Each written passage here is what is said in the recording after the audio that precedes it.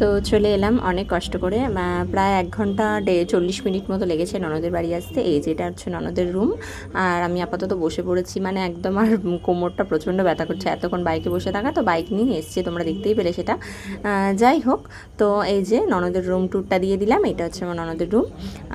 তো যাই হোক, চলো এবারে ননদ বানাচ্ছে হচ্ছে লেবুর শরবত, তো ওটাই বানাচ্ছে। আমি বললাম বেশি কিছু করো না, তোকে ফোন করে দিয়েছিলাম, ও আপাতত লেবুর শরবতটা বানাচ্ছে, ওটাই খাবো 1 গ্লাস, খেয়ে দিয়ে তারপরে ও বলছে মিষ্টি দেবো। মিষ্টি আর বেশি কিছু দিও না, ভাত খেয়ে বেরিয়ে যেতে হবে। আমার বর্মশাই তাড়া দিচ্ছে, ও বাড়িতে যাবে, ওখানে কতটা প্রোগ্রেস হয়েছে দেখতে হবে। তার মধ্যে রুদ্র সমুদ্র দুজনে এখানে আসতে খুব পছন্দ করে। রুদ্র মানে সমুদ্র খেলছে, এটা হচ্ছে ওর পিপার গাড়ি, মানে ওর পিসুমশাইয়ের গাড়ি, পিসুমশাইকে ও পিপা বলে, তো পিপার গাড়ি ছোটোবেলার এটা গাড়ি, এটা নিয়ে এখন খেলা শুরু করেছে। বলছে মা একটু ভিডিও করো তো, আবার বলছে মা স্টপ, আর কিন্তু এগোবে না।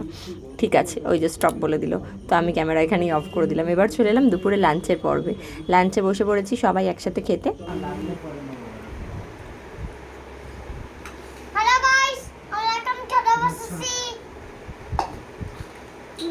কি খাচ্ছ বলে দাও তুমি?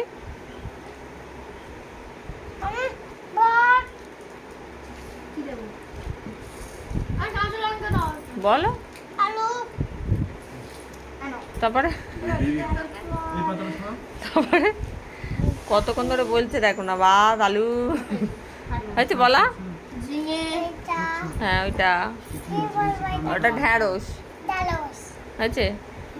এবার এবার ক্যামেরা অন্যদিকে যাবে না, আরো কিছু বলবে তুমি?